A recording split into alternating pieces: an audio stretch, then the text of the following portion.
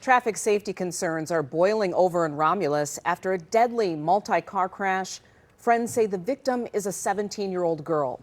Now neighbors say enough is enough, calling for changes to prevent another tragedy. They say serious crashes here are far too common, and they've been raising concerns for years. This is happening at Buren and Cogswell, where neighbors are pushing for a traffic light. 7 News Detroit reporter Darren Cunningham is speaking with residents demanding action. Neighbors describe this intersection as treacherous. I'm at Buren and Cogswell in Romulus, standing by a makeshift memorial for a fatal crash that occurred prior to the one Thursday night.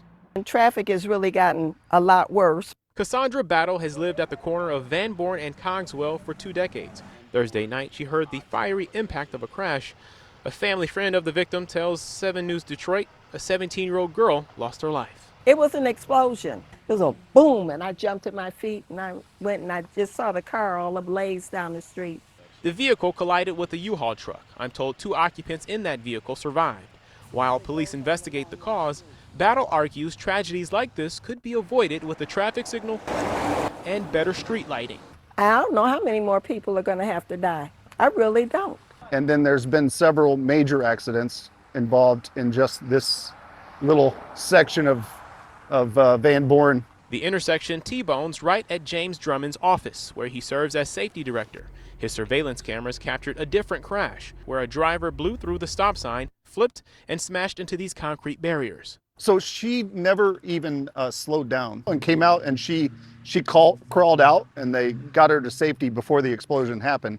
That woman survived with a broken leg. To prevent more bloodshed, Drummond is now starting a petition to force action from local government. And they told me that about the costs, it would be too costly, and who's going to pay for it. There needs to be a formal study done on the accidents in this area, specifically for Romulus and Wayne, so that they can determine on financial responsibility. Petition needs to find out whether there's enough lighting, which I don't think there is. There needs to be some formal signage stating that they're approaching an intersection. Get us a light, please.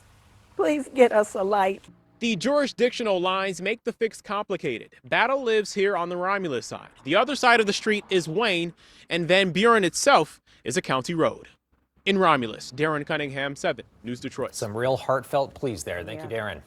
All right, a major twist in the trial of the man accused of gunning down Melvindale police officer Mohammed Saeed. Yeah, the judge kicked Michael Lopez out of court for losing his temper a second time in less than 24 hours. 7 News Detroit anchor Carolyn Clifford is closely following the trial and joins us with the new action taken by the judge today. Carolyn? Boy, oh boy, it was certainly a day, Mike and Glenda. It was day 5 of the trial, and it was certainly something to watch. Michael Lopez became so disruptive, he wasn't allowed back into the courtroom. The day began with a stern warning from the judge telling Lopez he was lucky to be allowed back in that courtroom for a second chance, but that warning was not heeded. You're not going to help me fight, are you, really? You know what I'm saying? No, you're not. All right, for the jury. You're not going to help submit the evidence of him assaulting my daughter and my family filing a complaint on Saeed, are you? You're not going to help submit any evidence that shows who.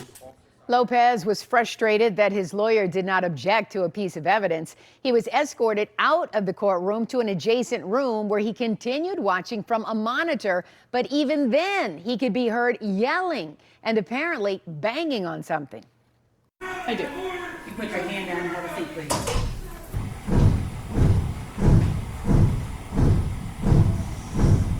You could hear that. Lopez is now barred from the courtroom. As for witness testimony, several law enforcement officers took the stand today, as well as a woman who says she had an intimate relationship with Lopez and saw him the day of the shooting. He was a little shaken up. Did you ask him what was wrong? Yes. He told me that he killed a cop and that he had just ran from Melvindale. The prosecution also played footage of detectives interviewing Lopez after his arrest, which appeared to contradict his claims of self-defense.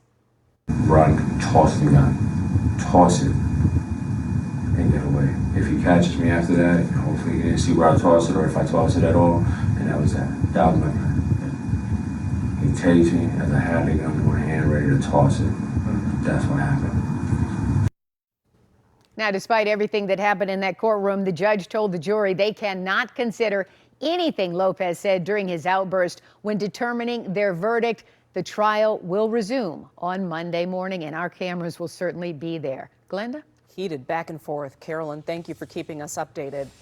Well, new at 5, what started as a medical episode behind the wheel ended in a terrifying crash in Chesterfield Township.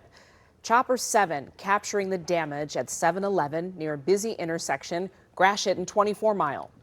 Police say a 44-year-old woman blacked out while driving around 8:30 this morning and slammed into the front of the store. No one inside was hurt. The driver was also uninjured but taken to the hospital as a precaution. All right, in Allen Park, the Detroit Lions introducing their NFL draft pick, Blake Miller, the offensive lineman selected, and he comes with a lot of promise. Miller comes from Clemson, where he was known for being Iron Man. You can see it all over him, can't you? Well, now he's bringing that energy and that height and a whole lot of talent to the D. 7 Sports Director Brad Galley is live in Allen Park, breaking it all down for us. Brad? 6'6", 315 pounds. When Dan Campbell picked up the phone to tell Blake Miller he was the newest member of the Lions on draft night, he told them incredible durability was a big reason why this Lions organization wanted him to be a key part of their offensive line. You think Jared Goff's happy seeing that guy now on the right side of the offensive line? Well, he texted the young rookie just last night. So did Penei Sewell and Tate Ratledge to welcome him to Detroit. Let's show you what it looked like as the big fella stepped into Allen Park in the Lions Performance Center today, holding up that jersey with his parents by his side. His girlfriend's here with him. He arrived around 12:15, got to meet everybody formally now as a member of the Lions.